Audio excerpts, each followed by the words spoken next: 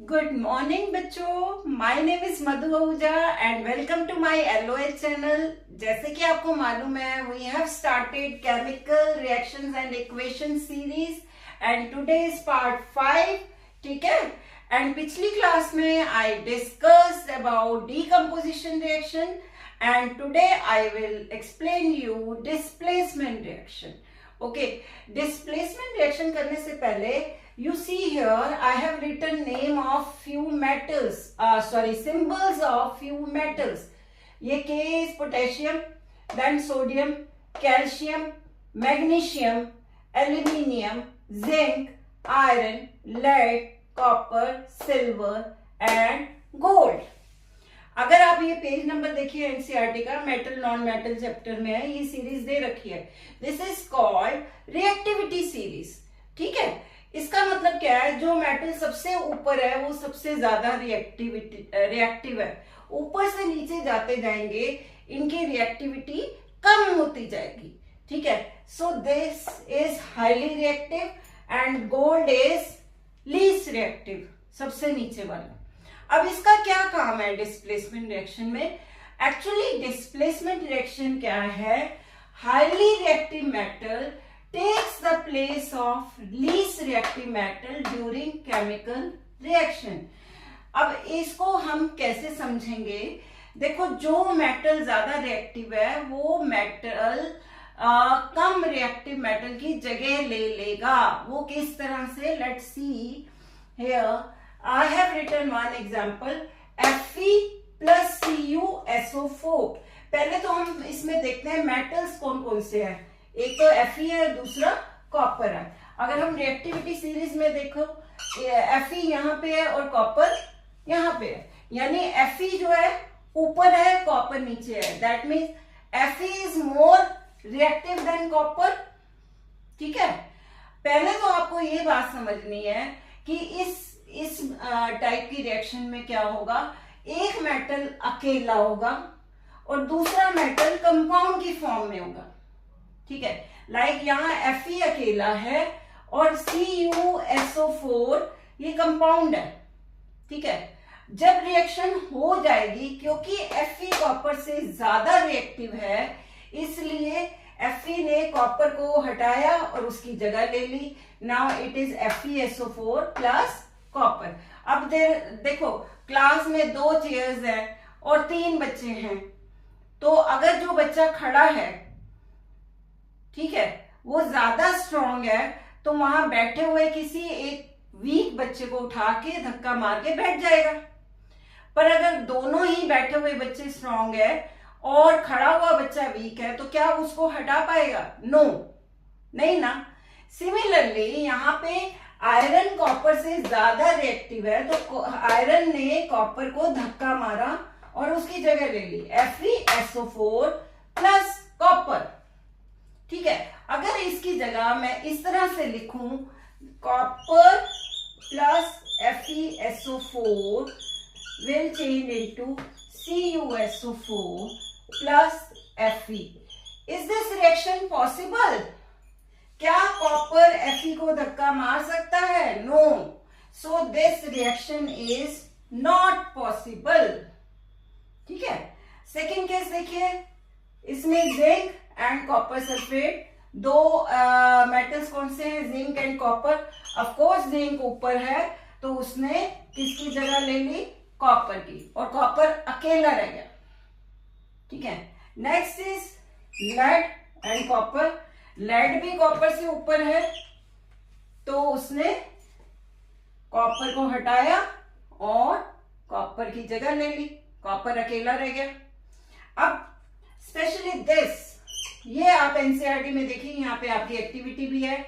इसमें क्या है? Copper sulphate is blue colour. जब उसमें आयरन नेल डाला जाता है, ये लैब में भी आपको कराएंगे कि उसमें कॉपर सल्फेट में आपके ऑल पिन डाल दिए जाते हैं।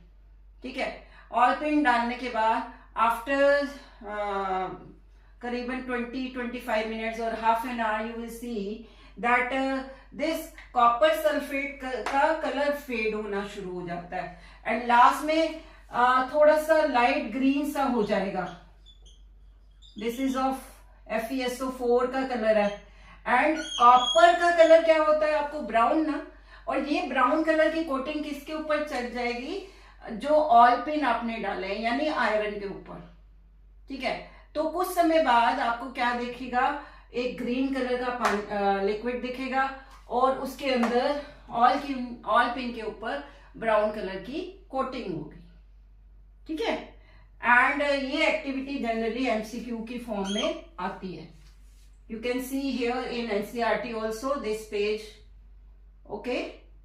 इसके साथ हमारा इसमें किस तरह के क्वेश्चन आते हैं, आइदर डायरेक्ट विद डेफिनेशन या फिर इस एक्टिविटी के भी बेस पे पूछा जा सकता है कि व्हाट विल हैपन जब Fe में कॉपर सल्फेट डाला जाएगा, या फिर आपसे ये पूछा जा सकता है कि इसका कलर फेड क्यों हो गया, या आपसे ये पूछा जा सकता है कि आयरन नेल के ऊपर ब्राउन कोटिंग क्यों चढ़ गई।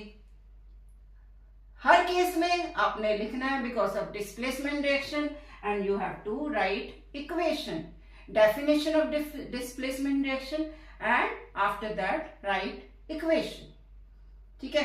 कलर क्यों फेड हो जाता है ये भी पूछा जा सकता है, फेड होता है पहले तो, ठीक है। तो इस तरह से हम बता सकते हैं, ओके। अब बेटे हम करते हैं डबल डिस्प्लेसमेंट। अब डबल डिस्प्लेसमेंट देखो, डिस्प्लेसमेंट में हमने पढ़ा था कि एक मेटल अकेला होना चाहिए और दूसरा कंपाउंड फॉर्म में होना चाहिए। जो अकेला होगा वो हाईली रिएक्टिव होगा और कंपाउंड फॉर्म वाले मेटल्स में से उसको हटा के जगह ले लेगा जब उनमें रिएक्शन होगी, तो ठीक है। यही किया था ना हमने। अब हम करने जा रहे हैं बच्चे डबल डिस्प्लेसमेंट। अब इसमें डबल डिस्प्लेसमेंट में क्या है, पहले तो हम पहचान करते हैं इसमें कौन कौन से मेटल्स हैं। ये देखिए, एक तो सोडियम मेटल है, एक बेरियम मेटल है। Barium is not in given in your reactivity series, but barium is also metal, ठीक है। दो मेटल्स हैं और दोनों ही कंपाउंड फॉर्म में है। देखिए, एक सल्फेट के साथ है, एक क्लोरीन के साथ है, ठीक है। एक सोडियम सल्फेट, एक बेरियम क्लोरेट, ठीक है, बेरियम क्लोराइड, ठीक है। तो यहाँ पे जब रिएक्शन हुई तो एक्सचेंज ऑफ आयंस, बेरियम इधर चला गया, सोडियम इधर आ गया, यानी अब बेरियम सल्फेट के साथ जुड़ गया और सोडियम किसके साथ जुड़ गया, क्लोरीन के साथ। ऑफ कोर्स फॉर्मूला तो क्रिस क्रॉस करके ही बनेगा वैलेंसी के अकॉर्डिंग आपके। ये नहीं है कि यहाँ BaCl2 है तो आप यहाँ NaCl2 लगा देंगे, नो ना। वो तो आप क्रिस क्रॉस करके फॉर्मूला बनाओगे, आपको सिखाया हुआ है क्लास 9th में। अगर आपको नहीं आता तो आप कमेंट में मेरे को लिखिए, I will explain you again, okay. तो यहाँ पे बेटा barium sulphate, there is exchange of ions. Ions कौन कौन से हैं, सोडियम एंड बेरियम, ठीक है। सोडियम ने बेरियम की जगह ले ली, बेरियम ने सोडियम। यहाँ हम ये नहीं कह रहे कि एक ने दूसरे को धक्का मारा उसकी जगह ले ली, नो। यहाँ हम एक्सचेंज बोल रहे हैं, इसने इसकी जगह ले ली, इसने इसकी जगह ले ली, ठीक है। This kind of reaction is called double displacement reaction, and in this reaction there is exchange of ions, ठीक है। एंड एक और चीज अभी बताती हूँ, एक और सेकेंड एग्जाम्पल भी कर लेते हैं, फिर हम देखते हैं। This is lead nitrate. दो इसमें मेटल्स कौन कौन से हैं, एक लेड है और एक पोटेशियम है, के, ठीक है। अब आप देखिए, लेड किसके साथ लगा हुआ है, नाइट्रेट के साथ, और पोटेशियम आयोडाइड के साथ, ठीक है। तो यहाँ पे लेड ने किसकी जगह, लेड की जगह कौन आ गया, पोटेशियम, और पोटेशियम की जगह कौन आ गया, लेड आ गया। Now it changes into lead iodide and potassium nitrate, ठीक है।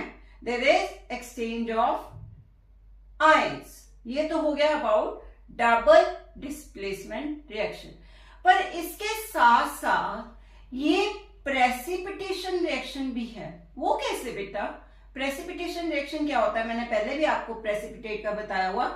Solid mass, insoluble mass floating in a liquid, और वो प्रोडक्ट साइड पे बनेगा, ठीक है। फॉर एग्जाम्पल आपने कभी मम्मी को देखा है दूध में से पनीर बनाते हुए, ठीक है। जब मिल्क में सिरका या नींबू डाला जाता है तो वो चेंजेस इनटू पनीर। तो वो पनीर जो सॉलिड मास है ग्रीन कलर के लिक्विड में फ्लोट कर रहा होता है, that kind of appearance of precipitate also. Precipitate की भी इसी तरह की अपीयरेंस होती है, पर ये कोई भी कलर हो सकता है, ठीक है। अब देखिए फर्स्ट केस में I have written this is aqueous. Aqueous means पानी में dissolve solution. This is also aqueous, पानी में डिजोल्व सोल्यूशन। सोडियम क्लोराइड भी एक्वस है, but this is solid, precipitate लिखा हुआ है। प्रेसिपिटेट अगर मैंने आप मेरी फर्स्ट पार्ट में देखी है तो मैंने बताया पीपीटी को हम या तो पीपीटी में लिखते हैं या फिर डाउनवर्ड एरो। देखो नेक्स्ट वाले में मैंने डाउनवर्ड लिखा है। दिस इज व्हाइट कलर, ये व्हाइट कलर का प्रेसिपिटेट बनता है यहाँ पे, ठीक है। और यहाँ पे येलो कलर का प्रेसिपिटेट बनता है, ठीक है। यानी ये सॉलिड है और ये लिक्विड है, और ये सॉलिड इनसॉल्युबल है, यानी उसके अंदर फ्लोट कर रहा होता, ठीक है। तो दिस काइंड ऑफ, देखो मैंने लिखा है insoluble substance form floating in liquid is called precipitate, and this kind of reaction is called precipitation reaction, ठीक है। तो इन सबके नोट्स मैं आपको चैप्टर एंड होने पे दूंगी, okay. So here this kind of reaction at present, ये दो तरह की रिएक्शन है।